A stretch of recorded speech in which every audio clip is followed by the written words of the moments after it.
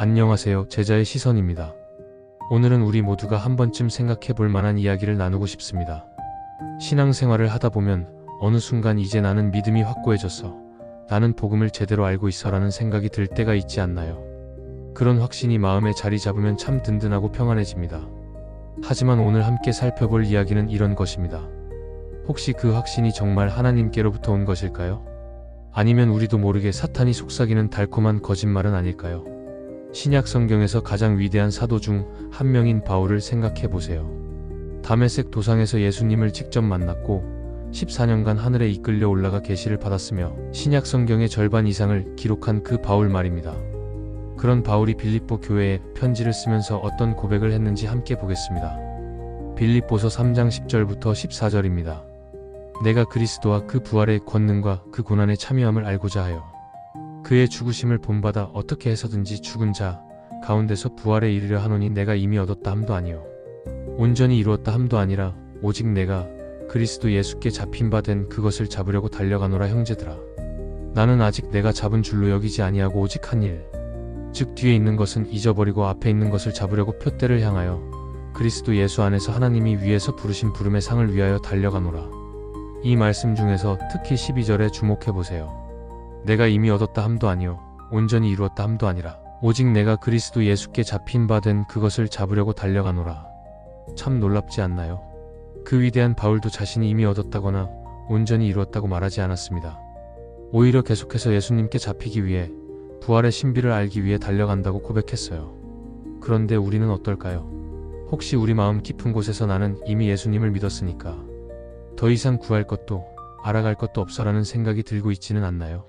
그런 생각이 믿음인 것처럼 여겨지고 있다면 잠깐 멈춰서 생각해 볼 필요가 있을 것 같습니다. 사실 우리는 일상에서 굉장히 신중한 사람들입니다. 무언가를 판단할 때는 근거가 뭐야? 어떤 전문가가 그렇게 말했어? 논문은 있어? 하면서 꼼꼼히 따져보죠. 그래야 믿을 수 있다고 생각합니다. 그런데 참 이상한 것은 영적인 일에서만큼은 우리 마음에서 들려오는 막연한 확신에 쉽게 설득당한다는 점입니다. 특별한 근거 없이도 나는 믿음이 바로 섰어라는 느낌만으로 안심하게 되죠. 물론 믿음은 보이지 않는 것을 확신하는 것입니다. 하지만 그렇다고 해서 성경보다 우리 감정을 더 신뢰해야 하는 걸까요? 우리가 성경보다 더 권위 있는 존재인가요? 더 나아가서 성경을 해석하는 사람들의 말을 성경 자체보다 더 믿는 경우도 많습니다.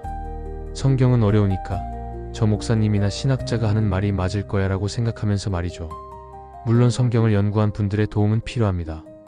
하지만 그분들의 해석이 성경보다 더 중요해질 때 문제가 생깁니다. 그 사람이 성경을 어떤 관점에서 바라보는지도 모른 채 따라가다 보면 어느새 성경과는 멀어지고 사람의 말에 의존하게 됩니다. 그러다 보니 영적으로 병들어도 스스로는 나는 믿음에 바로 섰다고 착각하게 되는 거죠. 바울은 결코 자신이 바로 섰다고 말하지 않았습니다. 지속적으로 예수님께 잡히기 위해 부활의 신비를 알기 위해 달려간다고 했어요. 우리도 그래야 하지 않을까요? 혹시 나는 바울의 믿음 말고 베드로의 믿음을 본받을래라고 생각하시는 분도 계실 텐데요. 에베소서 4장 5절을 보면 이렇게 기록되어 있습니다.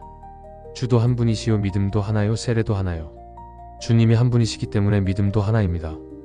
바울의 믿음이든 베드로의 믿음이든 결국 예수님께서 가르쳐 주신 하나의 믿음인 거죠. 이 온전한 믿음에 서지 못하면 예수님이 원하시는 사랑도 제대로 할 수 없고 부활의 소망도 온전할 수 없습니다. 그리고 하나님의 능력도 제대로 경험하기 어렵죠. 하나님의 능력에 대해 잠깐 이야기해 볼까요? 온전한 믿음 안에서 하나님의 능력이 나타날 수 있습니다. 하지만 이것은 우리가 부리는 능력이 아닙니다. 바울이 말한 대로 온전한 믿음은 하나님께 붙잡혀 있는 상태입니다. 우리는 도구가 되어 하나님의 능력이 우리를 통해 일하시게 하는 거죠.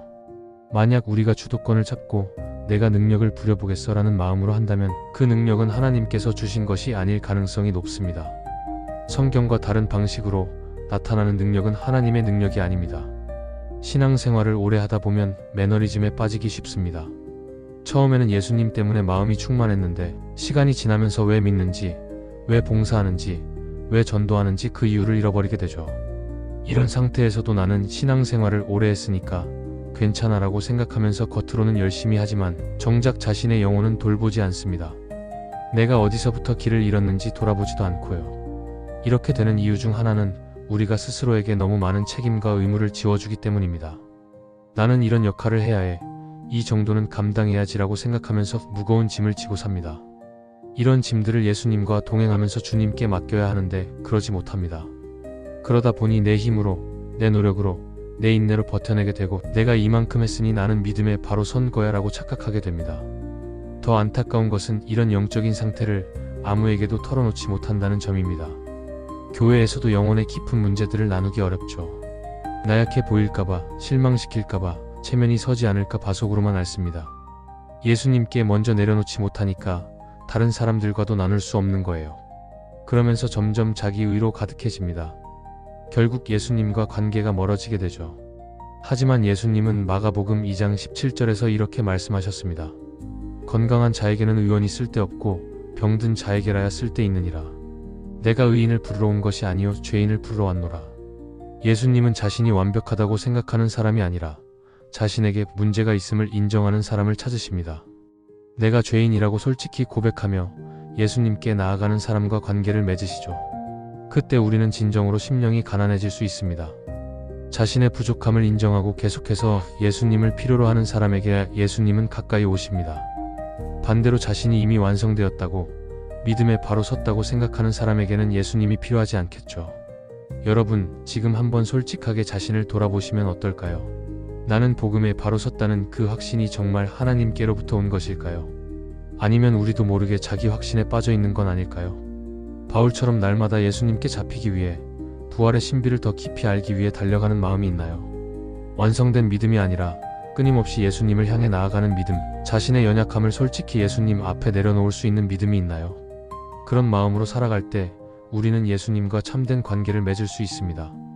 심령이 가난한 자가 되어야 천국이 그들의 것이라고 하신 예수님의 말씀처럼 말이죠. 오늘 이 이야기가 여러분에게 도움이 되었기를 바랍니다.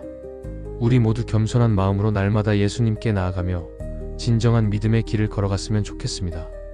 이 영상이 도움이 되셨다면 좋아요 버튼을 눌러주시고 구독도 부탁드립니다.